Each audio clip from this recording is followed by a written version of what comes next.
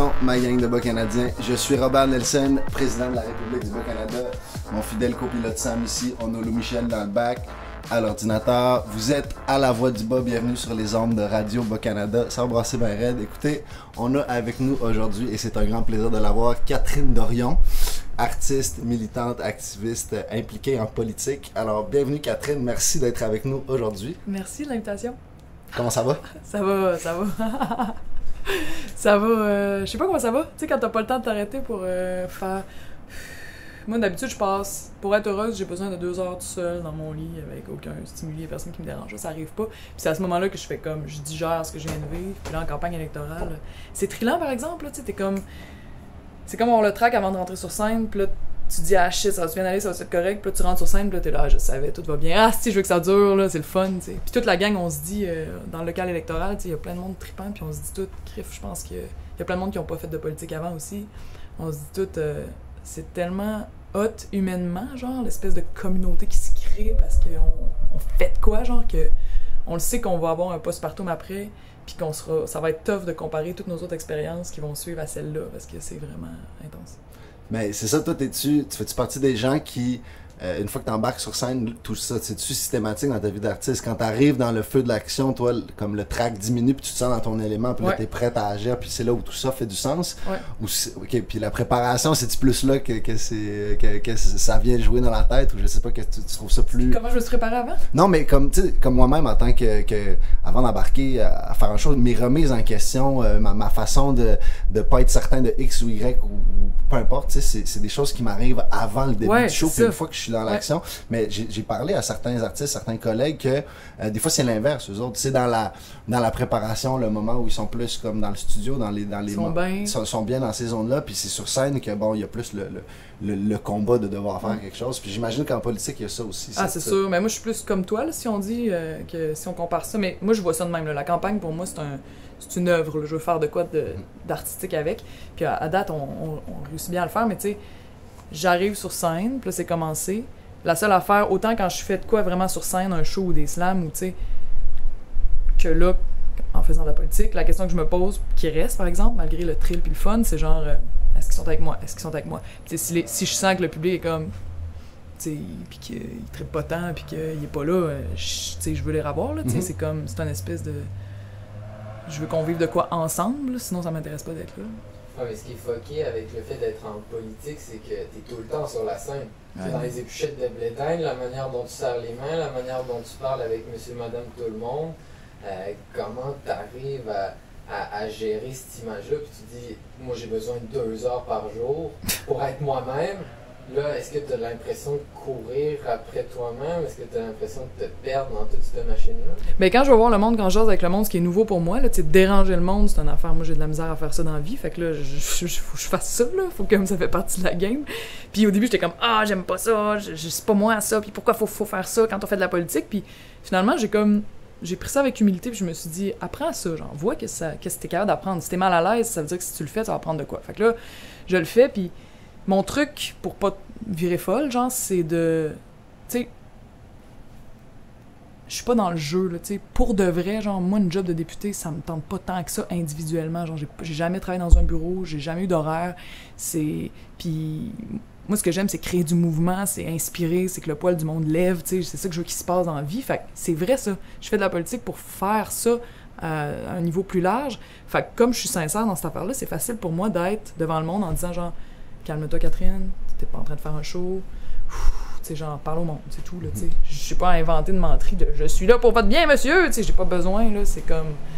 mon trip, c'est vraiment ça pour de vrai, fait, c'est comme... Puis, je veux dire, moi, je m'intéresse à la notion que, tu sais, je pense il y a ça aussi pour un musicien, tu sais, tu sors un album, puis là, tout à coup, ta vie au niveau médiatique, au niveau de ta vie, tu sais qu'elle a une dimension publique à cause de ton travail, mais tu sais qu'à l'approche d'une sortie ou à l'approche d'un gros événement, ben, ça prend une ampleur plus grande. Mais en politique, c'est comme cette dichotomie-là où c'est comme particulièrement intense, là. C'est-à-dire qu'il y a certains politiciens ils disparaissent quasiment du paysage pour monsieur et tout le monde pendant voire des années, puis là tout à coup, tu sais, non seulement ils ont leur face partout sur plein de coins de rue, mais genre ils les voient à la télévision, etc., mais dans la vie concrète, tu sais, en dehors de, je veux dire, ça c'est quelque chose qui doit être vrai pour n'importe qui, dépendamment de tes allégeances politiques, peu importe ça, tu sais, ta vie devient un espèce de tempête médiatique intense, là, tu sais, puis je me demandais, quand t'as autant de caméras d'attention, des gens qui sont après toi, c'est cette marge de manœuvre-là pour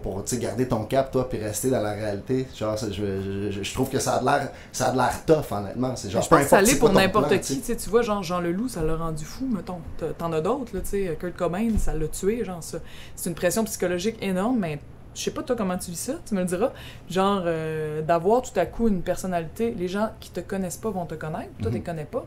Moi je trouve ça un peu prétentieux de dire genre je vais mettre ma face partout, puis tu vas être obligé de me voir, je veux que tu vois ma face, genre tu sais, je trouve ça tough, ça me fait chier quand je vois Véronique Cloutier sur des en attendant pour payer à l'épicerie, j'ai pas le goût de la voir, j'ai aucun lien avec elle ni avec ce qu'elle crée, d'avoir sa face pour qu'elle soit connue, pour qu'on puisse faire du cash avec ça, puis que ça devienne quelque chose sur quoi tu peux miser, moi, ça me fait chier dans la société. J'ai pas le goût que ça soit ça.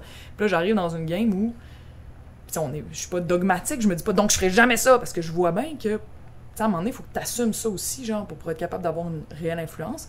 Sauf que moi, je trouve pas ça le fun. Si je pouvais me passer de ça, je le ferais, parce que je trouve que c'est une pression psychologique qui est un réel challenge pour la santé mentale du monde, des artistes aussi, là, tu sais, on l'a bien vu, là, tu sais, c'est...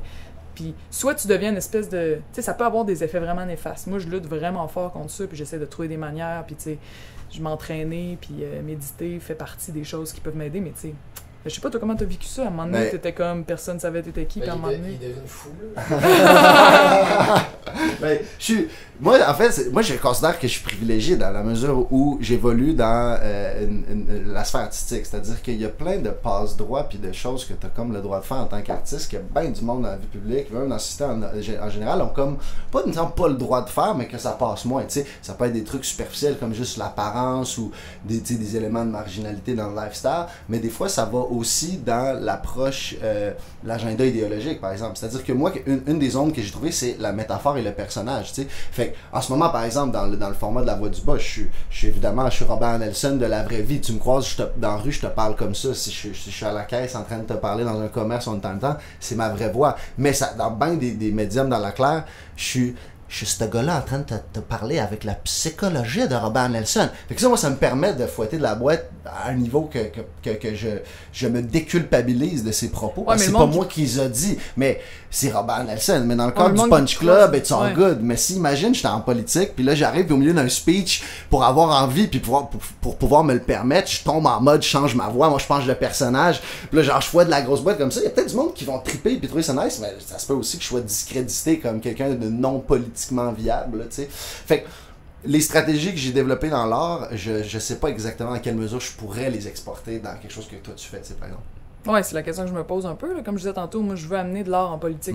La politique, c'est quoi l'image qu'on a de la politique? C'est prévisible, plate, t'écoutes les mots, il se passe rien. C'est l'inverse de l'art, là. En art, tu dis des mots, tu veux que ça brasse en dedans, tu sais.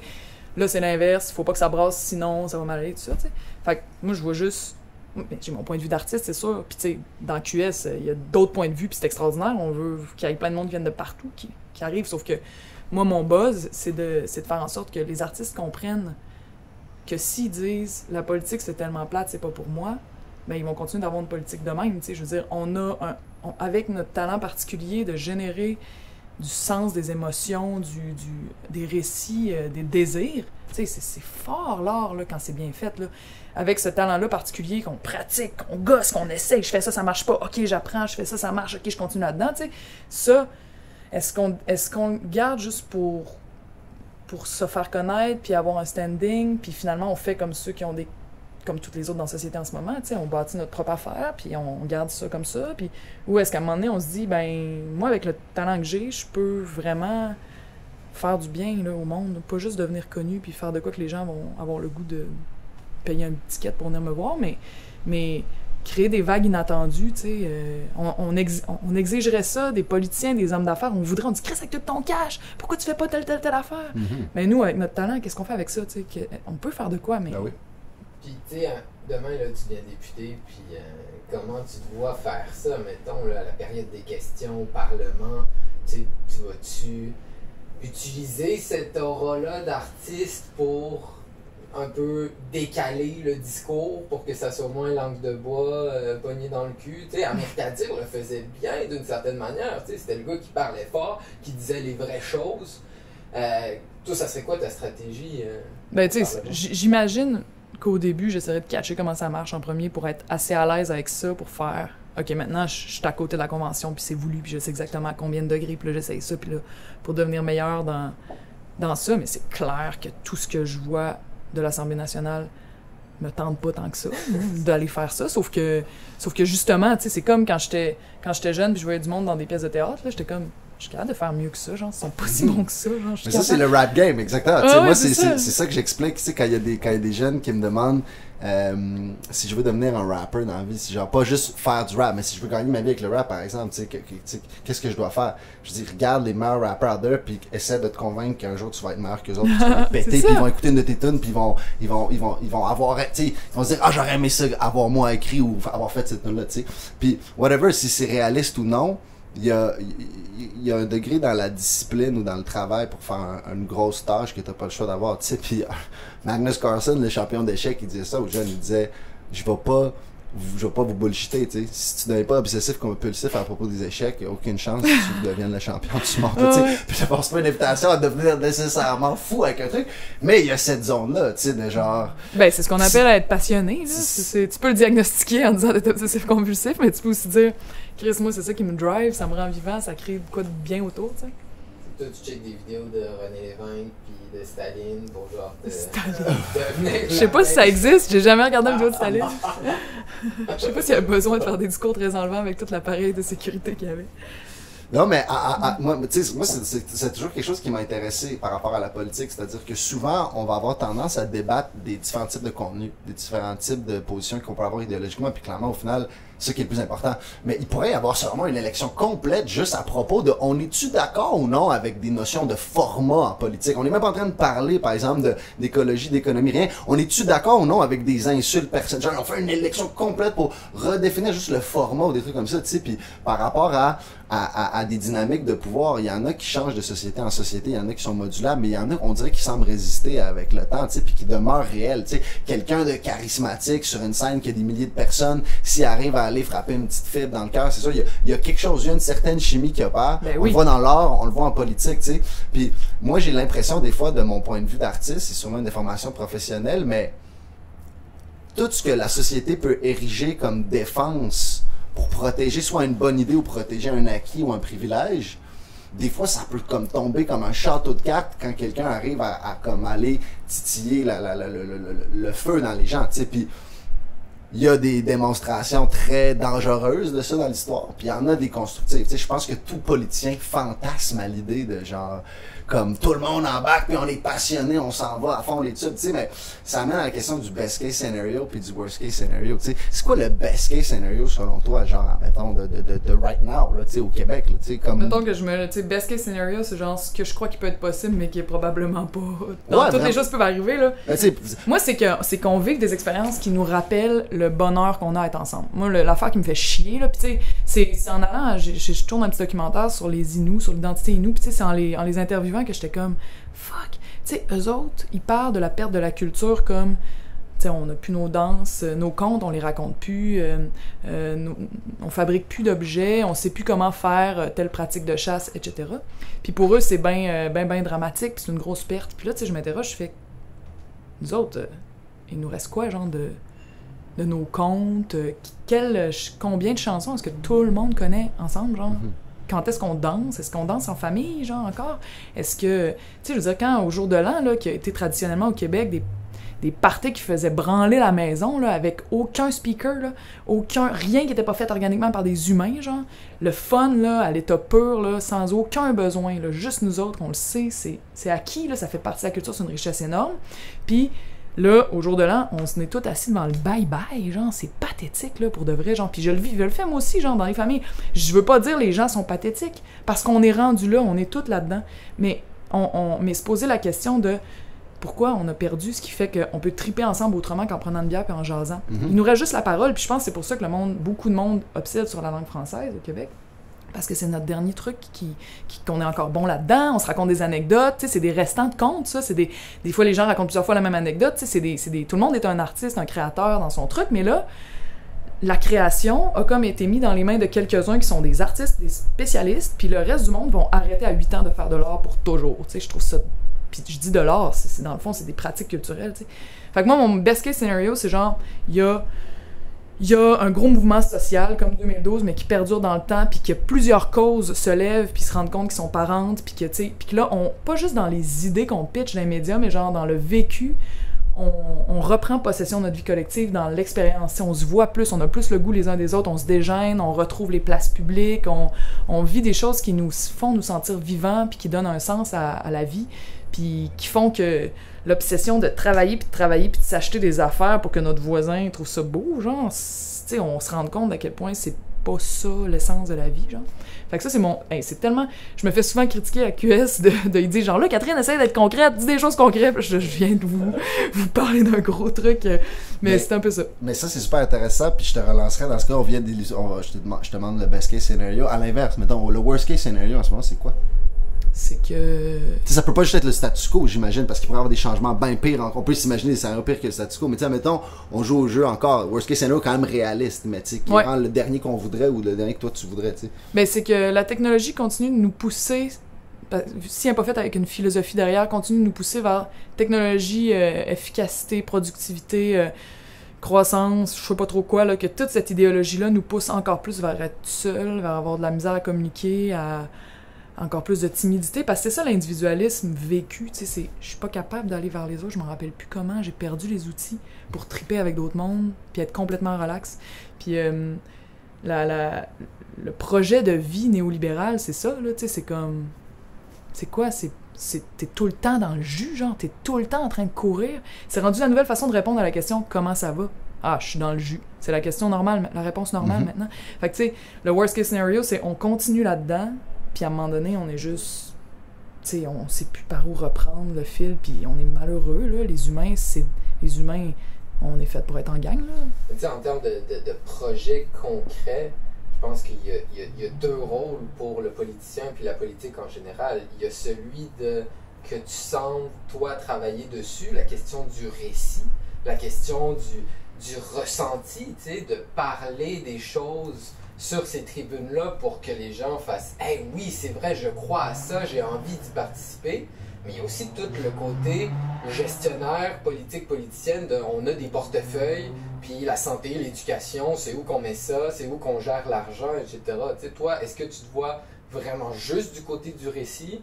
Puis, mais quand tu es invité sur d'autres tribunes que la nôtre, on doit te poser des questions sur les transports en commun à Québec. Qu'est-ce que vous proposez à Québec solidaire? Qu'est-ce que vous proposez? C'est quoi qu'on va perdre comme argent? Puis c'est quoi qu'on va gagner? Ah ouais, puis je suis obligée de penser d'avoir ça dans la tête, même si c'est pas ce qui me fait le plus triper. Mais je trouve ça, c'est une bonne question, gestionnaire. Puis quand tu dis récit, moi je vois ça comme les gestionnaires et les visionnaires.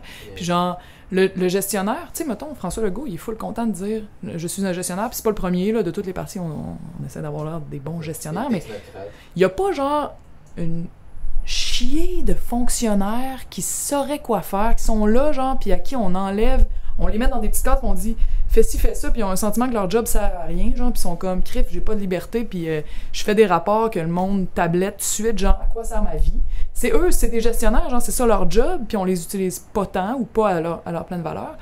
Je trouve que eux sont là pour gérer, puis c'est leur expertise. Fait que pourquoi en haut, faudrait un autre gestionnaire, genre? Au contraire, on veut savoir où tu vas nous amener avec tes gestionnaires, genre, comment tu vas utiliser tes gestionnaires?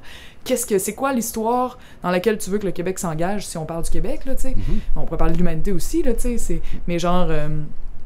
moi, je pense que c'est ça, là, qui... Moi, en tout cas, j'ai l'ambition d'être avec une gang de visionnaires, puis qu'on soit capable de dire, en gros, le récit du Québec, on le voit comme ça. En gros, on arrive de là, puis on voudrait aller vers là. À qui ça parle, ce récit-là? Si ça arrive à parler à une majorité de Québécois, ben go, on s'en va par là, puis on gère les choses, oui, avec tout ce que tu dis de budget, puis de mesures, puis de trucs, tu sais. Puis j'imagine que je vais devenir de plus en plus ferré sur ces trucs-là, pas le choix. Mais il y en a en maudit du monde qui s'active à essayer de rendre possible des idées, des trucs, des directions, tu sais, déjà qui sont là, puis... Tu sais, au niveau justement de l'importance d'un récit pour orienter des mouvements collectifs ou orienter des changements dans l'histoire, tu sais, j'ai l'impression qu'il y a une confusion lexicale dans les récits en ce moment qui se font soit la compétition ou qui tentent de se complémentariser, tu sais.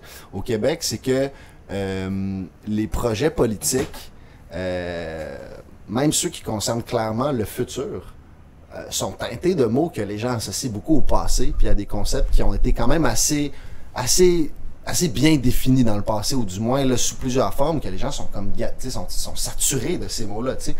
Puis c'est ça ça, c'est quelque chose qui m'intéresse moi personnellement, l'idée de il semble y avoir une perte de repère par rapport à un récit commun, tu sais. Puis il semble pas non plus avoir une espèce d'hésitation passionnelle entre deux potentiels récits qui nous intéressent, là, tu sais, comme un amoureux qui a deux amants en tête, puis que, tu sais, non, il y en a comme aucun, là, tu sais, c'est ça, c'est un peu ça, l'espèce de constat plate, puis ceux qui ramènent le plus récent récit qui a vraiment de fond en comble animé la société québécoise, qui est le récit de la souveraineté, ils utilisent les mêmes mots que dans les années 70, là, tu sais, vraiment, quand ce mouvement-là a commencé à prendre d'assaut à fond la société québécoise, tu sais, puis par rapport à la souveraineté, mais par rapport à d'autres choses possibles, tu sais, la redéfinition des mots est comme extrêmement importante parce qu'elle va dire aux gens peut-être justement où tu t'en vas, mais que tu vas peut-être prendre un autre chemin, tu sais. Puis c'est ça que c'est dans ce récit-là, dans le récit du Québec, dans son récit pour le futur, tu sais, c'est qu'est-ce que ça permet, le fait de rêver ou le fait de souhaiter un pays indépendant, tu sais, d'avoir une plateforme qui... Parce que c'est ça, je veux dire, si les gens sont pour être orientés vers un gros move dans une société comme vouloir être intéressés par l'indépendance, tu sais, ou vouloir voter pour l'indépendance, vouloir se mobiliser pour, c'est pas mal un des plus gros projets de société que tu peux imaginer. Si les gens savent pas où ça mène, c'est ça que moi j'ai toujours trouvé surprenant dans la politique indépendantiste. Dans la politique indépendantiste, il semble pas dans le sens que personne n'en a jamais parlé ou écrit là-dessus, là. Il n'y a pas beaucoup de temps, j'ai l'impression, à mon humble avis, qui est adressé à dépeindre, illustrer, adresser certains, justement, best case et worst case scénarios qui arriveraient post-référendum, oui, là, tu sais, à peu près. Puis, justement, comme dire vraiment, ben, imaginez, ça serait comme ça, là. Pas juste imaginer, on a notre propre pays, puis là, on fait ce qu'on veut. Non, imaginez, vu qu'on fait ce qu'on veut, genre, on fait ça, puis là, tu sais, les gens s'engagent dans un récit, tu sais. Mais c'est ça. Mais comme tu dis, il n'y a pas beaucoup de récits, il n'y a pas un récit partagé, il n'y a même pas deux récits qui se font concurrence, il y a comme une absence de récit, ou en tout cas, c'est mou en crif. Puis ça ressemble beaucoup à ce que, justement, les Autochtones décrivent comme étant leur réalité culturelle. Ils sont en train essayer de rebâtir des récits dans un désert, tu sais, parce qu'on... Bon, fait que nous, on vit un peu la même chose avec du retard par rapport à eux, mais genre, par où tu pars pour créer ce récit-là? Tu peux pas juste dire, moi j'ai une bonne idée puis je vais faire des discours en levant. Parce que pour que les gens sentent qu'ils appartiennent à quelque chose, faut qu'ils fassent quelque chose pour, tu sais, ils peuvent pas juste écouter. Parce qu'on a beaucoup l'idée de la politique ou même de l'art comme on s'est adapté à notre monde, encore une fois, néolibéral, puis là, on est très... Je vais aller consommer de l'art, tu sais, je vais aller regarder du monde danser sur une scène, mais je vais pas danser. Je vais aller écouter de la musique, je vais pas en jouer, ou je vais pas danser dessus. Ou des fois, la musique, c'est un des beaux moments où souvent le public se met à danser, mais... Puis en politique, c'est pareil. Je vais écouter, voir ce que j'aime, je vais choisir, tu sais, mais moi, j'en ferai pas. Moi, on sait même plus par où on ferait ça. Fait que, une des idées politiques qui a été pensée à QS, par rapport à la souveraineté, il se disait, qu'est-ce qu'on fait avec cette réalité-là? Le Québec, c'est quoi aujourd'hui? C'est plus du tout la même chose que dans les années 70. Puis le projet, il faut qu'il soit pensé avec ce qu'est le Québec aujourd'hui. Mais pour ça, il faut avoir le monde. Mais le monde sont chez eux, puis sont devant la télé, ou bien ils veulent pas trop s'impliquer, ou ils en ont par-dessus la tête, ils ont pas le temps, etc. Fait que l'idée qu'ils ont pensée, je sais pas si c'est une bonne idée, mais moi, je la trouve assez sympathique, je trouve ça le fun, c'est genre de faire, une fois que tu es élu, une assemblée constituante où là, t'as full le monde, des centaines de personnes qui représentent la société, là, fait que qui vont écrire une constitution. Ça ressemble vraiment à la société avec des Autochtones, autant de femmes que d'hommes, etc. Les classes sociales aussi. Puis là, ils vont écrire une constitution avec l'aide d'experts en droit, là, mais tu sais. Puis après ça, c'est cette constitution-là qui va être... Une constitution qui est une forme de récit, tu sais, vers quoi qu'on veut aller. Cette constitution-là, c'est celle-là qu'on passera au référendum. Genre, voulez-vous que le Québec, ça soit sa nouvelle constitution de pays indépendant, cette affaire-là, qui pendant je sais pas combien de mois, là, aurait été pensée, tu sais... Puis... c'est une des façons, là, c'est sûr que, tu sais, c'est pas non plus le... Mais moi, l'autre façon, du point de vue du senti, c'est justement créer un gros mouvement social, tu sais, quand tu te retrouves, puis que tout à coup, t'es plus fort que le premier ministre, t'es plus fort que les médias qui essayent de te dire, de te mettre la face dans ton caca, quand t'es plus fort que tous ceux qui dominent en ce moment le récit, puis qui l'aplatissent, puis qui rendent impossible toute autre forme de récit. Quand t'es plein de monde qui se rencontrent, puis qui se renforcissent, puis tu sais, je veux dire, c'est là que ça se passe aussi, tu sais, c'est pas juste dans les médias, là, ou sur une scène, ou tu sais, faut que la culture renaisse de même, là, entre le monde, tu sais. Tu sais, si tu prends le pouls là, social de ce que tu considères la société québécoise en ce moment, si demain, on fait une genre de commission constitutionnelle, tu penses que c'est quoi qui va sortir de là? Parce que moi, je pense, en tant que fils d'immigrant à la commission Bouchard-Taylor, où on s'est dit, on a ce grand projet d'une société multiculturelle, on va aller consulter les gens pour voir ce qu'ils en pensent. Là, les gens ont dit, moi, le voile, là! On s'est tout caché la face. T'sais, on était comme, oh fuck. Ben, il y a deux choses. Si QS arrive au pouvoir majoritaire pour pouvoir faire l'affaire dont je viens de parler, l'Assemblée constituante, ça veut dire qu'il y aura eu un gros mouvement social parce qu'on dépend de ça. On n'a pas de lobby, on n'a pas personne qui a de l'argent. Notre seul lobby, c'est la force du nombre. C'est le peuple. Fait que ça va être différent. Okay? Ça sera pas le Québec là, il va s'être passé des choses. Puis la deuxième affaire, c'est quand on dit genre, oh fuck. C'est comme quand Rambo est passé à Tout le monde en parle. Je sais pas si vous vous en souvenez, il a dit, fait que là, nous autres, les gars, on est allés parler de politique pendant que les filles parlaient de linge ou de maquillage en cuisine. Puis là, il a comme fait un gros scandale. Puis ça, là, ça arrive, là. Tu sais, le Québec, c'est large, là. Puis on veut être ouvert à toutes les cultures. On parle beaucoup en politique on est ouvert aux nouveaux arrivants, aux communautés culturelles, on est ouvert aux LGBTQ, on est ouvert à ça. Mais c'est comme si être ouvert au gars qui vit à Sept-Îles, dans une job relativement standard de Sept-Îles, dans la construction, lui, tu sais, c'est comme si on lui disait genre, t'es gênant, ferme ta gueule. Mais, puis ça, il y a beaucoup de monde qui voit ça comme ça, sont gênés, tu sais, puis je pense que c'est pas bon, genre, je pense que c'est une autre partie de la diversité du Québec, puis que avec ces idées qui sont pas les mêmes que les nôtres, puis qui des fois vont nous faire « Hi, il est donc ben comme si, puis que je sais pas quoi », tu sais, c'est pas grave, tu sais, je veux dire, c'est quelqu'un, tu sais, puis le monde est sympathique, là, les gens que ben du monde pourrait traiter de toutes les affaires qui finissent en « ist », là, tu sais, tu vas prendre une bière avec, puis finalement, tu te rends compte, crif, ça reste un Québécois, genre... avec ce qu'il y a de fond culturel au Québec. C'est quelqu'un qui a pas envie trop de la chicane. Selon moi, c'est positif, là. Qui aime ça bien s'entendre, qui aime prendre bière jaser, puis qui est pas contre, tu sais, qui a pas envie de te tuer ou de... C'est pas un nazi, là, tu sais, c'est juste quelqu'un qui vit dans son époque, puis qui passe peut-être beaucoup de temps devant la télé. Mais par rapport à ça, justement, tu sais, il y a une... Moi, j'ai eu le privilège dans les dernières années de voyager partout à travers le Québec, à travers les tournées que je fais avec À la Claire Ensemble puis le Punch Club, puis je me ramasse à avoir visité plusieurs fois la même ville, puis à travers les années, tu sais, dans un Québec qu'à l'époque, je connaissais juste par Québec-Montréal, basically, tu sais.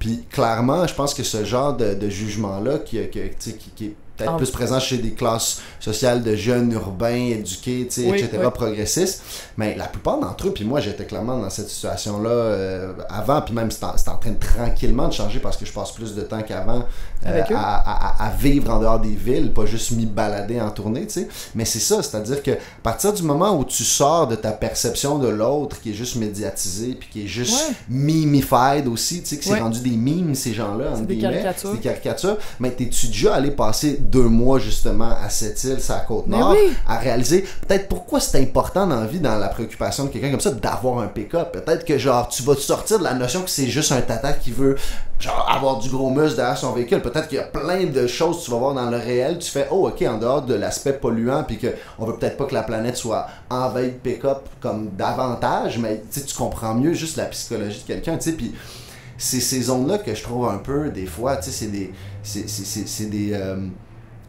c'est des tranchées qui sont des cul-de-sac.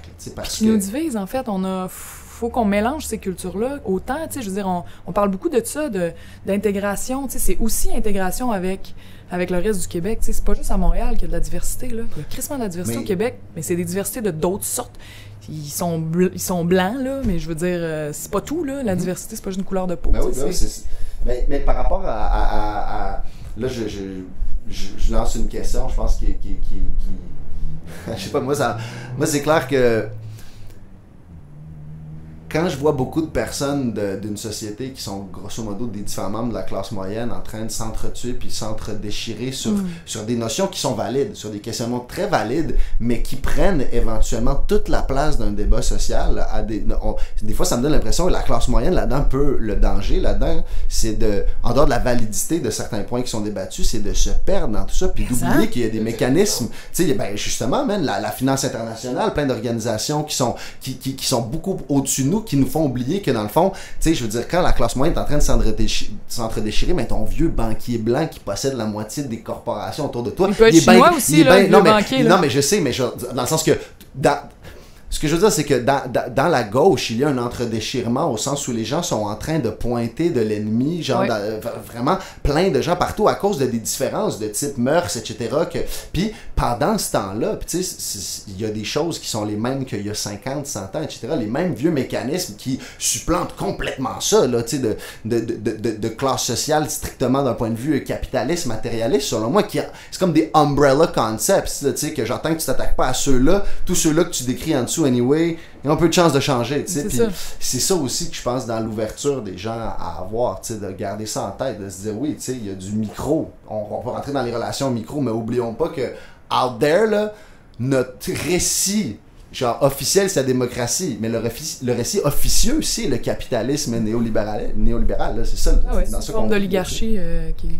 Mais tu sais, en termes de récit, oui, il y a un mouvement pour quelque chose, mais on va pas se cacher qu'il y a un mouvement, tu sais, l'énergie sociale se fait souvent vers un bouc émissaire. On parlait du nationalisme tout à l'heure, le méchant anglais, tu sais, le propriétaire terrien, le boss, celui qui nous fait aujourd'hui.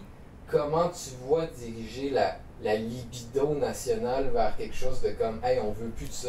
Comment je pense qu'elle s'en va ou comment moi je voudrais qu'elle aille? Comment tu voudrais qu'elle s'en aille? Ben, c'est un peu ce que tu dis, là, tu sais, la finance internationale, tu sais, je rentrais pas là-dedans, mais c'est un sujet qui est pas très sexy, mais je veux dire, tu sais, c'est les formes de domination des masses en ce moment sont très élaborées. La classe sociale la plus élevée, qui est aujourd'hui mondialisée, fait que c'est plus un peuple, c'est des ultra-riches, qui sont probablement pas des mauvaises personnes, mais c'est des toxicomanes du cash, là. Ils orientent toute la marche du monde vers faire plus de cash pour eux. C'est quand même... Faut que tu sois malade dans ta tête, puis moi, je suis convaincue que trop d'argent, c'est vraiment comme une drogue très puissante. Fait que ces gens-là sont en train d'orienter la marche du monde vers des choses qui sont pas bonnes pour la grosse majorité, mais qui nourrissent leur toxicomanie. Fait que c'est ça qu'il faut être capable de voir comme... Ben, je dis l'ennemi en même temps que je suis sûre que c'est des êtres humains. Moi, je pense que, tu sais, c'est... Mais, tu sais, c'est ça. Fait que... Mais sauf que c'est pas comme ça que en ce moment, que ça se déploie. En ce moment... C'est comme Ogden disait, genre, t'as des divisions en dedans des populations qui souffrent de ce système-là. Genre, eux autres, on va parler, par exemple, du voile islamique au Québec, genre, puis ça va prendre beaucoup de place dans certaines élections, dans certaines discussions. Hey! Ok, tu sais, je veux dire, pense-en ce que tu veux, là. On va parler justement de Rambo Gauthier qui est supposé, tu sais, qui a tel défaut, puis que ça n'a pas de bon sens, puis que... Mais on va parler de toutes sortes d'affaires qui supposément nous divisent, là. Les queers, les je sais pas quoi, là. Tu sais, je veux dire, moi, je suis comme... Tout le monde a le droit d'être là. Tout le monde a un bon fond, mais il y a des divisions qui sont exploitées, genre, et profondément exploitées, puis qui empêchent un mouvement social de se lever. Fait que c'est pour ça que pour moi, militer, c'est pas genre faire grossir un mouvement, c'est relier. Tout est déjà là. Tout le monde a un désir que les choses soient plus aussi sauvages, psychologiquement en tout cas. Là, c'est raide, là, notre monde, pour beaucoup de monde. Puis tout le monde a envie que ce soit plus smooth, plus relax, plus cool, qu'on soit heureux ensemble.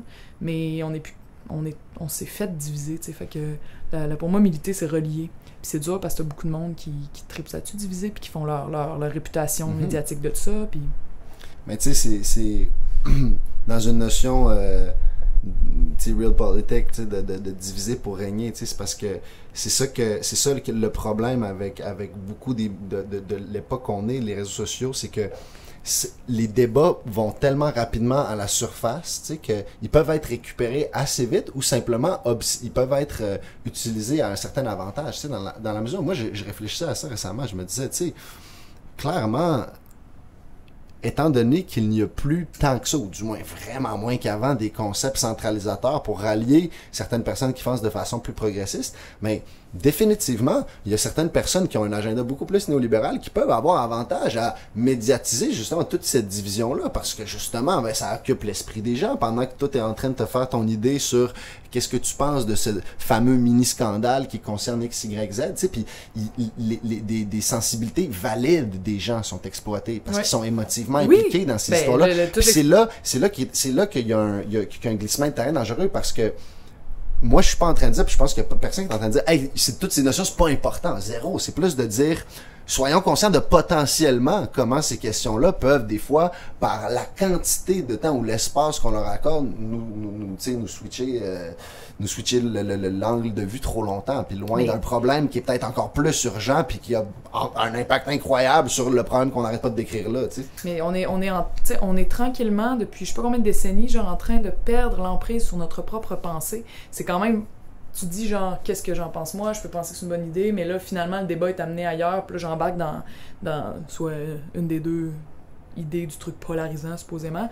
Mais genre, quand tu es toujours en action, là, quand ta vie s'est levée, aller porter les enfants à la garderie, aller travailler, puis là, tu t'agis, genre, tu fais une action que t'es supposé faire, puis là, t'as fini de la faire, là, tu vas chercher les enfants, là, tu fais à manger, puis là, genre, t'écoutes la télé, fait que t'as une autre pensée qui se substitue à la tienne, tu suis ce qui se passe à la télé. Rien de tout ça est mauvais, mais l'idée que dans ta journée, il te reste plus de temps pour être en état de méditatif ou de contemplation ou pour juste penser par toi-même, tu sais, tranquillement, sans être pressé, parce que les conditions de vie sont rendues trop jamais, tu sais, c'est plus possible, ben tu perds le contrôle, non seulement sur ta propre pensée créative, les valeurs qui t'ont été transmises et ce qui est important pour toi, mais en plus, t'exerces plus le partage de ça avec les gens autour de toi pour créer une espèce de sens commun. C'est plus toi qui es créateur du sens commun, tu sais. Ça, je trouve ça vraiment... Moi, c'est l'affaire la plus... Si on a parlé d'apocalypse ou de je sais pas quoi, moi, ça me fait pas peur. Ça me fait peur. Tu sais, en termes de politique ou gestionnaire, y a-tu des moyens? Hier, on avait un ami urbaniste qui fait du design urbain autour de... faire des quartiers pour que les gens se rencontrent, pour que...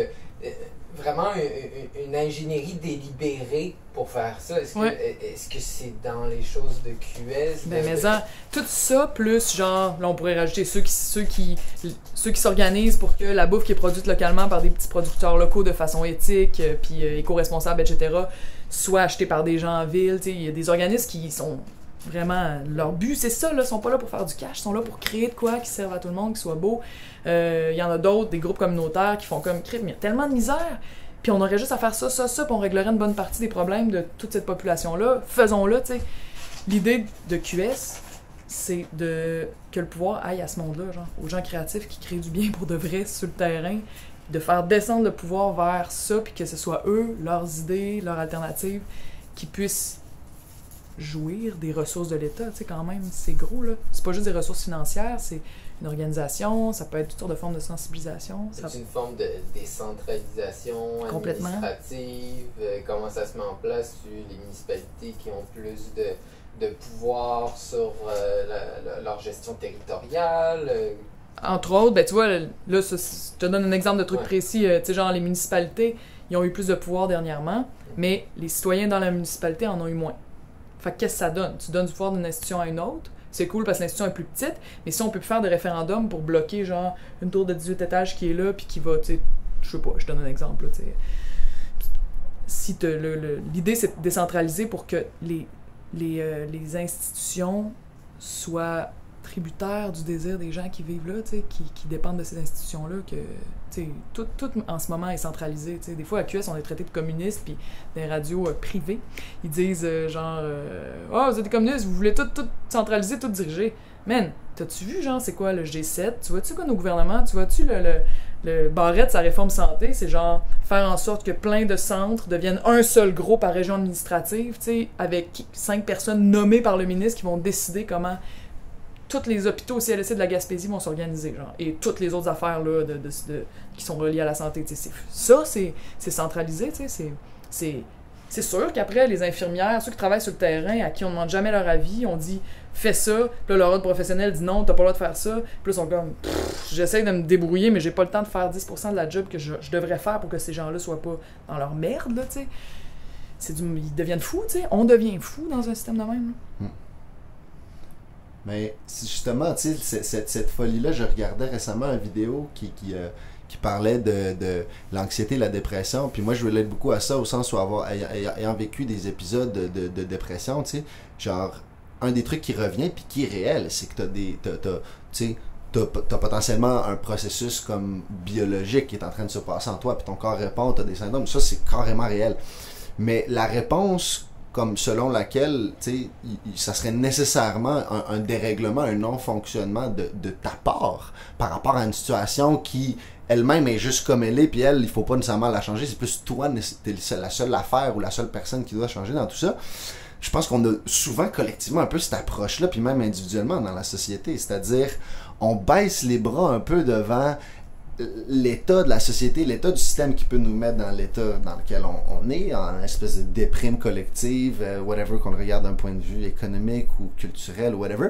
Puis on se demande, ben, tu sais, est-ce que c'est quelque chose de monolithique? Est-ce qu'on peut y faire quelque chose? Non. Fait que genre moi,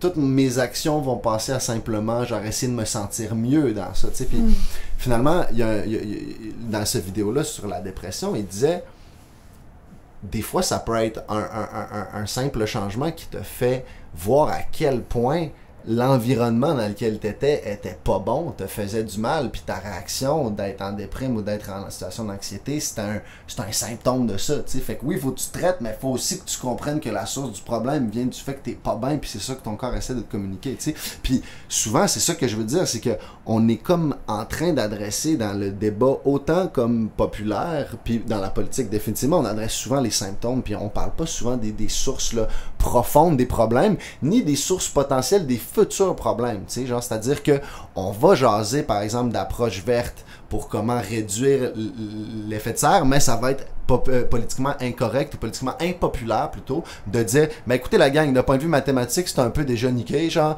on a vraiment pas le temps de, genre, essayer de se fixer des critères tant que, tu sais, genre, dans le temps, puis se donner des high five dans 50 ans. Tu sais, genre, la situation, c'est pas ça, là, ça, c'est du marketing électoraliste, genre, comme, il y a des urgences à faire, puis c'est pas vrai que si on attend d'avoir un consensus, on va y arriver quand même, tu sais, genre. C'est ça. Fait... Mais je pense qu'on est comme... J'aime ça ce que tu parles de dépression. Il y a genre... On va trouver d'autres... On va dire aux gens qui sont en dépression, qui font un burn-out, puis sont nombreux. Il y a beaucoup de monde là, qui sont dans ces situations-là, ou sur le bord, genre, t'as un problème, il va falloir que tu prennes soin de toi, il va falloir que on peut t'aider avec telle médication, avec telle... bon. Puis il va y avoir toutes sortes de manières de l'aider. Mais en gros, à la base, on va dire t'as un problème, puis... Je me demande, après combien de pourcents de monde qui ont fait une dépression dans la société, on va se dire c'est peut-être aussi pas juste individuel. Peut-être que, tu sais, après combien d'enfants dans les classes qui ont des problèmes, troubles de développement, genre quand c'est rendu 20%, là, c'est pas encore assez, il faut qu'il y en ait plus avant qu'on se questionne, tu sais. Puis on peut faire un lien avec le racisme systémique, par exemple, après combien de personnes d'observer le même pattern arriver, on va se dire, oh non, c'est encore du cas par cas versus une dynamique systémique, tu sais. Puis ce que je veux dire, c'est aussi que mettons, là, si on prend le cas encore une fois de quelqu'un qui est vraiment malade, là, qui vit pas, mettons, un stress, là, genre, tu sais, qu'en faisant un peu plus de jogging, il serait correct, mais c'est quand même ça que la société te dit, c'est en faisant 1 ou 2 heures de yoga dans ta semaine, en mangeant un peu plus de fruits et légumes, puis genre, en te couchant plus tôt, tu devrais sortir de tes énormes angoisses existentielles, tu sais, puis c'est un peu ça qu'on suggère à la société occidentale aussi, c'est-à-dire, en diminuant un peu nos émissions de gaz à effet de serre, en ayant une approche plus humaine, genre, tu sais, en étant globalement inclusif, en étant bien smart les uns avec les autres, on va s'en sortir là, de l'état dans lequel, mais genre, tu sais, it's not about this, c'est plus à propos de ça, là, tu sais, ça, mettons, c'est dans une maison qui est en train de brûler, le feu est pogné, pis t'es comme, hey gang, pour vrai, si on se prend par la main, puis on est smart, puis genre, on se dit, hey, attention, il y a une bûche là, genre, on va s'en sortir ben, tu sais, tant qu'on est ensemble là-dedans, let's go, genre, non, c'est pas comme ça que ça marche, tu sais, comme, tu sais, scram, là, genre, tu sais, rentre dans le mode fight or flight, là, tu sais, genre, puis moi, c'est pas une question d'être alarmiste, c'est juste une question d'être, on est ouvert n'importe quel journal scientifique, et les scientifiques te le disent de façon... oui, puis il y a des moyens, je veux dire, tu sais, si on est capable de renflouer des banques à je sais pas combien de dizaines de milliards, on est capable de sauver des banques, on est capable de faire des projets comme la Bay James, on est capable de, tu sais, je veux dire, l'argent qu'on met pour sauver le néolibéralisme, là, pour pas que ça change, l'argent qui est dépensé, tu sais, on serre, quand ils disent qu'il faut qu'on serre la ceinture, tout le monde se serre la ceinture en ce moment pour sauver ce système-là. Si on serrait la ceinture pour à la place faire la transition qu'on a besoin de faire, tu sais, puis ça se peut, moi je pense, c'est comme on parlait de dépression, mais donc quelqu'un qui va très très mal, là, sa vie chie, là, puis il est sur le bord du suicide, puis il est alcoolique à fond, genre, tu sais, il cale 2 bouteilles de vin par soir, puis il boit dans la journée en plus, puis tu sais, c'est systématique. Puis il se sent pas bien, puis il a le goût de mourir, puis il dit comme, c'est à cause de la fille qui m'a crissé là, c'est à cause de mon boss qui est vraiment con, genre, puis avant d'être capable de regarder, genre, Chris, je suis alcoolique, est-ce que il faut que j'arrête de boire, il y a toute une série d'étapes qui peuvent durer des années là, à dire que le problème est ailleurs. Puis je pense que collectivement, c'est ça qui est en train de nous arriver. On est addict au pétrole, on est addict à la finance, là, à la croissance qui regarde presque personne, en fait. Ça change rien à nos vies, à nous, la croissance, mais ça change de quoi au portefeuille de certaines personnes. On est collectivement modelé sur l'addiction à ça. Fait que, tu sais, avant, on est en processus, là. Il commence à avoir des petits moments dans la tête de l'alcoolique qui font comme « Fuck, ils ont peut-être raison, c'est peut-être ça. » On avance, mais avant que, tu sais, qu'on se rende compte que c'est ça, puis qu'on fasse les changements, ça va prendre encore un peu de temps, mais ça se peut, puis c'est pas nécessairement apocalyptique. Là. Ben, moi, je pense que ça se peut, mais un des dangers qui existe, c'est que dans la société du spectacle, chaque solution peut être assez facilement recyclée en éléments nouveaux du statu quo. T'sais, comme la face de Bob Marley qui se ramasse en t-shirt chez Walmart, là, je veux dire, ton mouvement de révolutionnaire qui se ramasse à acheter ses badges, je sais pas, à tel commerce. Mais c'est l'inverse, c'est aussi vrai. L'inverse, c'est aussi vrai. Michael Moore, il dit, ce qui est le fun avec les gros médias, c'est que si mon documentaire promet de pogner, même s'il dit « votre gros média, c'est de la merde et détruit notre pays », ils vont le passer. Fait qu'il dit c'est à double sens. Si on est capable, nous autres aussi, de faire « je vais passer par là, puis je vais comme au judo, tu sais, je vais retourner ton pouvoir contre toi-même. Avec tes faiblesses, qui sont genre, je veux une grosse cote d'écoute, par exemple, il y a de quoi faire. Je pense que ça se peut, mais il faut avoir confiance en nous. Ça fait tellement longtemps qu'on perd, là. Tu sais, ça fait tellement longtemps que les idées dont on parle depuis tantôt sont pas dominantes, qu'on a intégré que ces idées-là sont des idées de perdants, genre, puis que ça se pourra jamais. Puis la première étape, c'est de dire, ça se peut, genre, comme l'alcoolique, je peux avoir une meilleure vie. J'ai le droit, genre, de rentrer dans l'humilité de j'essaye d'améliorer ça, je fais des pas, genre, je crée.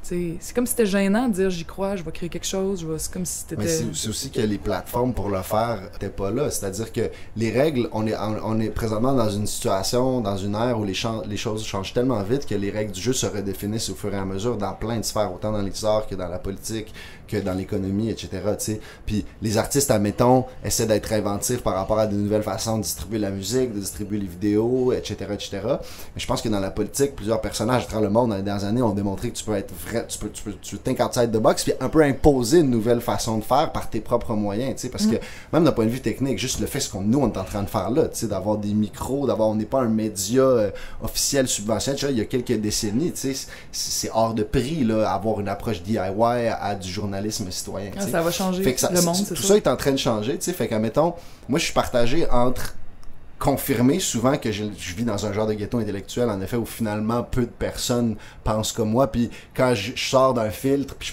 je dis vraiment ce que je pense, ben en effet, tu sais, genre, les gens peuvent se dire assez rapidement, c'est un idéaliste, ou c'est un radical, ou je sais pas trop quoi, tu sais, mais au final, l'autre idée qui me vient, c'est de me dire, ben, peut-être juste que ça sort pas des salons, tu sais, ça sort pas des discussions, peut-être qu'il y en a 60 autres discussions exactement comme c'est juste pas tapé, tu sais, dans la périphérie, tu sais.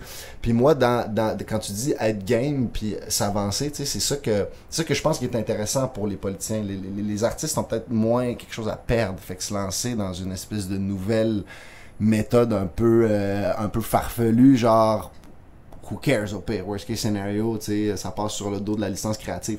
Politiciens ont moins cette zone-là, mais je pense qu'elle existe plus que jamais auparavant, tu sais.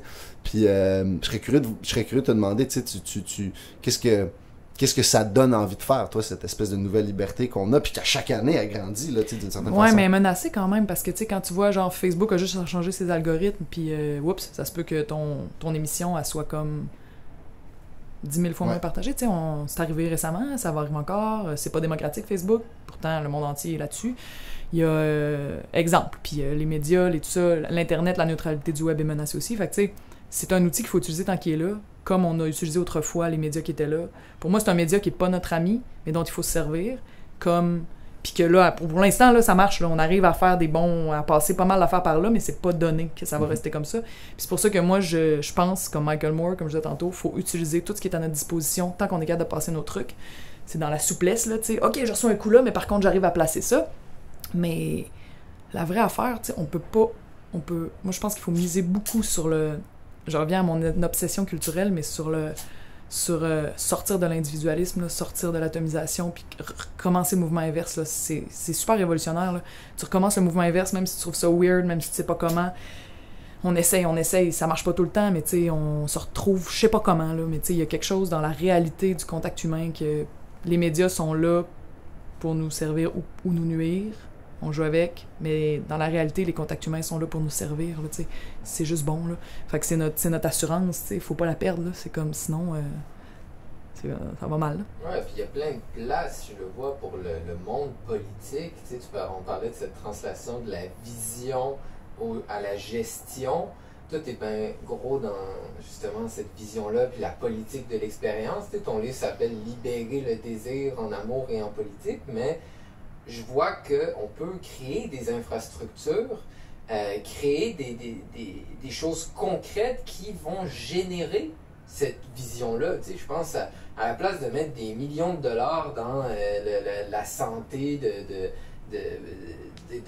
pourquoi on va pas plus vers la prévention, tu sais, vers les espaces verts. C'est clair.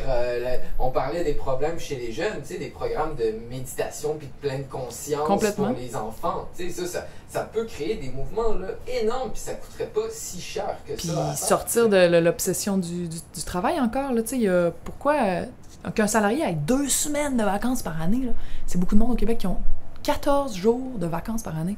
C'est ridicule. 14 jours sur 365. C'est quoi ta vie, genre, tu sais, c'est sûr que c'est pas par là que tu sais, je veux dire, c'est pas assez pour être heureux, là, c'est pas normal, là, c'est pas... Ouais, c'est ça, c'est comme de dire à quelqu'un, justement, qui est malade, qu'en faisant 2-3 changements de surface, ça devrait tout changer, puis ça devrait être assez pour qu'il se sente vraiment mieux, tu sais, puis tu sais, dans ces mécanismes-là qui sont possibles pour, justement, libérer, mettons justement comme tu dis, pour la côté, libérer le désir, puis dans la politique, etc. Je pense qu'il y a des trucs simples qui sont des fois complètement écartés du processus. Tu sais, comme moi, un truc que j'ai trouvé un peu toujours particulier, c'est que dans l'énorme débat sur, par exemple, la présence puis la réalité des Autochtones au Québec, au Canada, tu sais, à l'école publique, il n'y a pas de cours de langue des langues autochtones. Tu sais. Si tu veux essayer le moindrement de partir un débat sociétaire comme de fond en comble sur cette question-là, puis amener cette question-là, qui est une des questions très importantes au Canada puis au Québec, ben c'est sûr que de bâtir des ponts en dehors de comme...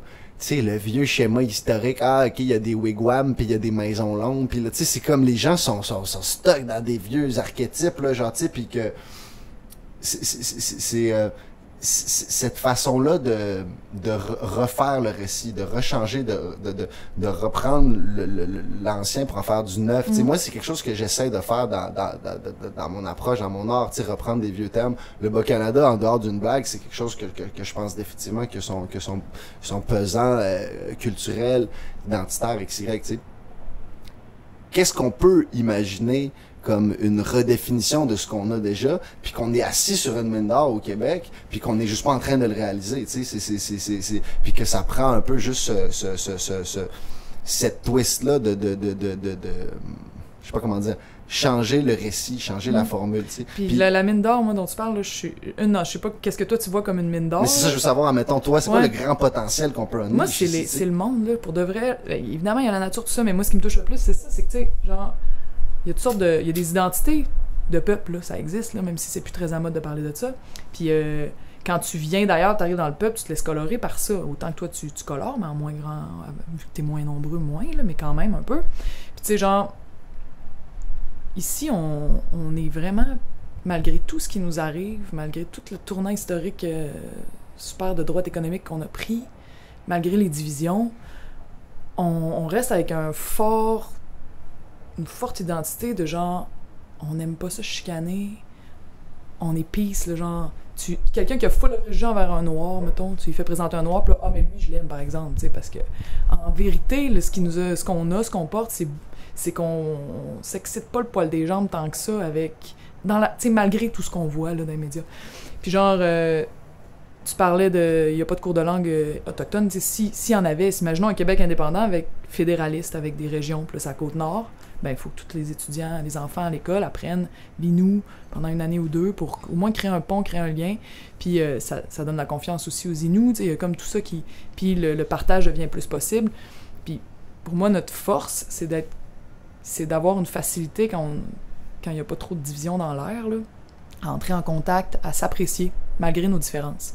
On n'est pas tant que ça du monde dogmatique. Puis tu sais, la méfiance envers les intellectuels, les Québécois, moi, ça me dérange pas tant que ça. Je me dis, c'est du monde qui disent, ben oui, les idées sont importantes, mais le feeling l'est beaucoup aussi. Puis là, à date, tant que ton idée me fait pas un feeling, j'embarque pas. Puis c'est aux intellectuels d'arriver à joindre le lien. Si t'es un intellectuel et t'es un expert là-dedans, prends ton idée qui est si intelligente, puis que t'as développée pendant des années, puis arrive... Comme intellectuel, arrive à la communiquer aux Québécois dans l'état où ils sont là. Ce peuple-là, qu'est-ce qui le touche? Qu'est-ce qui fait qu'une idée va rentrer ou pas? Trouve, tu sais, c'est ça ta job, là. Dis pas, ah, vous aimez pas les intellectuels, tu sais, ben, ils sont là, c'est là qu'on est, là. Mais le côté positif de ça, c'est le feeling, il marche. On est ensemble, on se retrouve, puis ça se peut, puis ça se peut entre des Inuits, puis des... Tu sais, il y a des... Natashquan, là, le village blanc, puis le village Innu, tout le monde se connaît, puis s'apprécie, là. Ça va très bien, là, tu sais. Ben, oui, mais, oui et non. Parce que moi, je mettrais beaucoup de bémol à tout ça dans la mesure où, comme... Autant dans le cas de Natashquan, moi, j'ai été 2 fois... Les gens se connaissent, mais les gens vivent en ségrégation, de solitude. Là, t'as un village de 200 personnes, puis t'en as 1000 personnes, puis il y a une route qui les sépare, puis oui, les gens se connaissent, mais tu sais, c'est assez clair qu'il y a comme une... Tu sais, cette situation-là, justement, elle est décrite par plusieurs personnes comme relativement positive. On peut prendre d'autres exemples qui sont... Mais ce que je veux dire, c'est que... Ce que je viens de dire est pas genre uniforme, là, mais ce que je vois comme l'envie de bien s'entendre, pour moi, c'est quelque chose qu'on a ici en plus grande quantité qu'ailleurs dans le monde. Mais en fait, on en revient à la question de la spécificité culturelle, entre guillemets, des gens d'ici, je dirais, dans le sens le plus inclusif, mais cependant, moi, le questionnement que j'apporte par rapport à ça, c'est de se dire... c'est quoi justement cette spécificité culturelle? Est-ce que c'est d'abord et avant tout dans une construction historique? Est-ce que c'est d'abord et avant tout le fait de parler français? Puis moi, souvent, les arguments qu'on met de l'avant pour décrire cette spécificité culturelle au Québec, je trouve qu'elle est tout le temps trop réductrice ou qu'elle englobe pas assez les choses puis qu'on n'a pas trouvé le réel dénominateur commun de cette fameuse spécificité d'ici que je pense qu'il existe. Moi, c'est quelque chose que j'essaie de mettre le doigt dessus avec ce que je fais dans mon travail, dans mon art, etc., de dire, OK, il y a des choses qui transcendent le fait d'avoir le fait français, de fait de la... Je circule autour, j'essaie de le définir, puis chaque fois que j'ai l'impression de l'avoir défini, j'ai relativement trouvé la preuve que c'était pas ça, en fait. T'sais. Mais je suis vraiment animé de la conviction que tu parles anglais à la maison, que tu parles français, que t'es pur souche, whatever, ce que ça veut dire que tu viens d'arriver hier, whatever. Si tu évolues au Québec, au jour le jour, que ce soit à Montréal ou deep ailleurs, en région, tu vas éventuellement interagir avec ce que j'essaie de définir parce que je suis pas capable, là, qui est la spécificité culturelle d'ici, tu sais. Puis d'essayer de la décrire avec juste un contexte historique, puis juste des groupes juste avec des mots, juste même avec à des mots, puis juste des langues. Moi, je trouve que il y a une zone de contre-productivité là-dedans parce que les gens se ramassent dans le débat de compétitionner à trouver c'est laquelle des caractéristiques partagées qui l'emporte, puis etc.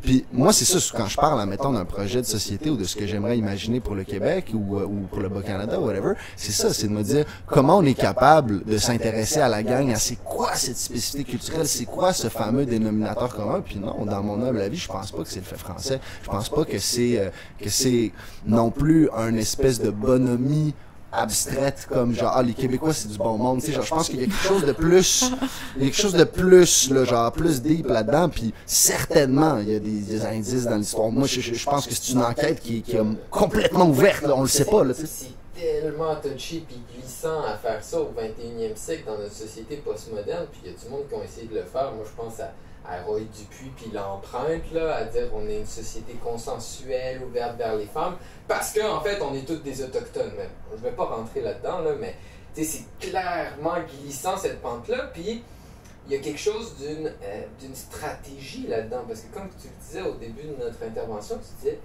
il n'y en a pas de fait culturel au Québec où on l'a perdu. Puis là, le but, c'est de le réinventer. On n'a plus nos danses, on n'a plus nos contes, on n'a plus ça. Puis peu importe la stratégie qui va arriver pour faire cette culture-là, ça va être une construction pour le futur. Ouais, mais en fait, moi, là, d'où on vient, qu'est-ce que c'est? Moi, j'éprouve pas un besoin très grand de nous définir comme culture. Je le feel. Quand je reviens de voyage, je le feel. Ça existe, je le sens, genre. Puis que j'aille partout au Québec, il y a de quoi là-dedans où je me sens, je sais pas comment, je pourrais pas dire, mais je le reconnais, tu sais. J'ai pas besoin, moi, de... Dès qu'on dit des mots, en fait, c'est comme le penseur bouddhiste qui dit affirmer, c'est se tromper. Mm-hmm. Je suis un peu là-dedans par rapport à ça. Mais genre... Non, mais tu le files dans tes cercles, t'arrives dans ton non, pas nécessairement. Comme je te dis, je m'en vais sur la Côte-Nord, je m'en vais au Saguenay. Il y a de quoi, c'est pas toute la personnalité des gens, comme je disais tantôt, on est très divers, mais il y a de quoi, il y a un feeling. Puis je pense même que le territoire joue sur la personnalité des humains, puis que ça fait des identités, tu sais. Il y a aussi un autre, quand je faisais ma maîtrise à Londres, je disais un penseur dont j'ai oublié le nom, que j'arrête pas de citer de cette façon-là, qui disait les cultures sont modelées par le territoire. Quand on pense aux Arabes ou à l'Arabie Saoudite, c'est une culture qui est très dichotomique, le bien, le mal, l'homme, la femme. Bon, puis dans le territoire, t'as le jour, la nuit, ça tombe super vite. La température aussi chute vraiment vite. T'as des, tu sais, oasis, désert, tu sais, c'est très marqué. Puis nous, c'est d'autres choses. Puis j'ai passé pas mal de temps en Russie, puis on dit d'eux et eux disent d'eux-mêmes, puis ça me paraît assez vrai qu'ils sont des fatalistes. Tu sais, quelque chose dans le climat aussi qui est très... qui peut créer ça, puis je le retrouve au Québec. Là, on a quelque chose de très... on peut faire des choses, mais pas tant de choses, mais tu sais... L'hiver va être long anyway. Ouais, tu sais, c'est ça. Essaye pas trop de ramer contre courant, parce que, tu sais... Mais tout ça pour dire que l'identité, pour moi, ça existe, une identité collective. Si ça existe pas, on n'est pas des humains. Je veux dire, on est fait pour être en gang, là. Fait que, il y a évidemment plusieurs gangs, mais il y a plusieurs gangs qui se parlent puis qui se touchent. Puis pour revenir au français, c'est plus par là que je fais comme « Je suis une Québécoise parce que je parle français ». C'est un des aspects d'où je viens, clairement. Mais en même temps... mais je trouve ça important, pareil, même si c'est plus la seule chose marquante en avant, tu sais, c'est un des aspects importants de ce qu'est le Québec, mais c'est... Je te suis quand tu dis ça. Mais moi, ça va jusqu'au point de vue institutionnel, que je trouve que c'est une aberration idéologique de dire que le Québec est une province unilingue francophone. C'est pas vrai. C'est juste, c'est une opinion. Là. C'est loin d'être même un fait défendable d'un point de vue de la stricte réalité des choses. C'est juste mais pas vrai. En tout cas, moi, là, c'est là que la volonté politique rentre en ligne de compte. Genre, si on veut que le monde soit pas justement des ghettos séparés, puis qu'on soit facile à diviser, puis qu'on soit plus faible, puis qu'on n'ait pas de curiosité, puis qu'on demeure pas ouvert. Je veux dire, si on veut rester ouvert, puis avoir de la curiosité, puis tout, il faut qu'on soit capable d'avoir quelque chose sur quoi on va se retrouver. On n'a pas les mêmes danses, on ne traite pas sur la même musique, ok, on parle pas la même langue, ok, mais il faut qu'on en parle une en commun, tout le monde. Sinon, on peut bien aller au pique-nique électronique, là, mais je veux dire, si on n'est pas capable de se comprendre. T'sais. Non, mais je dirais justement que de ce point de vue-là, développer ou présenter le français comme la langue commune, mais il y a une volonté dans l'idéologie aussi de présenter le français comme l'unique langue, genre entre guillemets, du Québec. Moi, selon moi, ça joue en la défaveur même du fait d'être préoccupé par la survie du français. T'sais. C'est-à-dire que, pour moi, mettons, il y a quelque chose qui doit être adressé un jour ou l'autre dans la façon dont on parle de l'histoire et de l'identité québécoise. C'est-à-dire que les Québécois ne sont pas simplement un peuple colonisé comme un autre. C'est-à-dire que, genre, ils étaient depuis des millénaires à un endroit, puis là, l'Empire britannique est débarqué. Non, mais je le sais, sauf qu'il y a des choses adressées par rapport à comment le français, à ce jour, dans le fait français, est présenté puis amené comme un élément de discussion important. C'est-à-dire que le Québec, c'est un endroit, la Nouvelle-France, c'est un endroit, c'est des colons qui ont perdu la guerre des colons, d'une certaine façon. C'est des colonisateurs qui ont perdu la guerre de colonisation contre un autre groupe rival de colonisateurs, puis qui se sont ramassés à vivre des dynamiques de peuples colonisés. Tu sais, il y a cette notion-là. Mais à travers ça, il ne faut pas oublier que le français, c'est une langue impériale. Le français, c'est une langue colonisatrice. Ouais, mais là, le français, c'est aussi ma langue. Non, mais moi, je m'en crisse. Non, mais ça, j'en suis parfaitement conscient. Mais c'est que puis je parle pas nécessairement de nous, mais dans le discours commun, il y a la notion que le français aurait le added value d'une langue qui n'est pas justement la langue impériale de l'anglais monopolisatrice, etc. Mais on adresse peu le fait qu'en fait, oui, nous, on a notre façon de le parler, puis le Québec n'est pas engagé, spécifiquement le Québec, dans une espèce d'impérialisme, mais de remettre le français dans un contexte mondial, de réaliser que le français n'est pas du tout une langue en voie de disparition. Au contraire, c'est une des seules langues dans le monde qui puis moi, ma fidélité, elle va aux Québécois. Là. Moi, c'est la langue qu'on parle en ce moment. Elle est parlée nulle part ailleurs dans le monde. Elle a plein de... Moi, je suis vraiment, tu sais, dans l'idée de populaire, là, tu sais, puis de redescendre le pouvoir au peuple, c'est aussi la création culturelle, genre la langue, c'est ce qu'on en fait. Là. Si on part de quelque chose qui existe depuis longtemps, mais on crée avec, on a toute la liberté de faire ce qu'on veut avec, puis de la rendre plus expressive, plus belle, plus qui correspond à nos besoins en ce moment. Moi, ça me va, là, mon équipe de campagne est là, puis là, sont comme, qu'il faut que je décalisse. Ouais. Et ça, c'est ma directrice de campagne. C'est elle qui a fait gagner Manon Massé à Montréal. Puis là, ils me l'ont envoyée. Puis là, elle est là. Elle a beaucoup de pouvoir. Ben, je prends peut-être juste un minimum, là, juste pour qu'on wrap up ça de fait, mais je dirais clairement, tu sais, moi je suis pas en train d'écarter le fait français, whatever, j'essaie juste de dire que des fois, la façon dont on en parle, d'une façon romancée dans le discours politique, des fois ça prend tellement une place qui parfois peut être contre-productive, je pense, par rapport à définir le vrai dénominateur commun encore plus profond de la spécificité culturelle québécoise, puis même par rapport à des notions de comprendre réellement où en est le français dans le monde, puis c'est quoi qu'il faut faire pour le protéger à un endroit ou le garder en vie à un endroit, puis de sortir d'un discours alarmiste, parce que genre parler, c'est comme, je veux dire, admettons, c'est comme si du monde disait, ben à un certain endroit dans le monde, les chats domestiques sont potentiellement en voie de disparition, puis là on capote avec ça, mais yo, t'es comme, hey d'autres, ben va n'importe où ailleurs dans le monde, il y a des chats domestiques, mais en veux-tu en là, genre tu sais, comme l'empathie pour les langues en voie de disparition, je peux pas juste l'avoir pour le français au Québec, je suis comme, tu sais, ça aussi au Québec, ça serait pour des langues amérindiennes, les langues en voie de disparition au Québec, c'est des langues amérindiennes, c'est pas le français, tu sais, fait moi, tant que j'entends pas parler de ça aussi, je peux pas intégrer complètement le fait français dans mon équation tant qu'on n'amène pas les autres faits linguistiques. Mais moi, je trouve ça important que cette parole-là existe plus, mais pas dans genre, là, t'essaies de m'effoirer avec ton dit de français qui me gosse, fait que je vais te rentrer dedans parce que ça me gosse. Non. Non, mais je dis pas que c'est ça que tu fais, mais genre, mais sauf qu'il y a quand même, tu sais, tantôt je parlais de liens, de se lier avec les Autochtones, avec le monde de cette île, avec, même si on est dans une diversité culturelle, ben, pourquoi le français a été si important? Parce que, tu sais, nos parents, nos mononcles, peut-être pas les vôtres, mais vous avez des genres de mononcles spirituels probablement qui ont vécu ça. Ben oui, puis, tu sais, fait que, ils ont un attachement à ça qui est ici, là, tu sais, c'est pas une idée de... C'est genre... Ça a été ça, eux autres, leur combat, à une époque où ça avait toutes les raisons de l'être, parce que les francophones, c'était le cheap labor latino, puis ça latino, dans le sens, c'est les sous-hommes, puis là, ben... Eux autres, ce qui les reliait à ce moment-là, ça aurait pu être le fait qu'ils étaient noirs, mais c'était le fait qu'ils parlaient français. Là, aujourd'hui, c'est plus tout à fait ça. Ça reste quelque chose d'énormément important, parce que sinon, on perd le contact avec tous ces vieux-là, tu sais. Puis moi, ça me touche. Moi, j'ai le goût d'être lié à eux aussi, tu sais. J'ai le goût si eux trouvent ça important, que je me dise, ouais...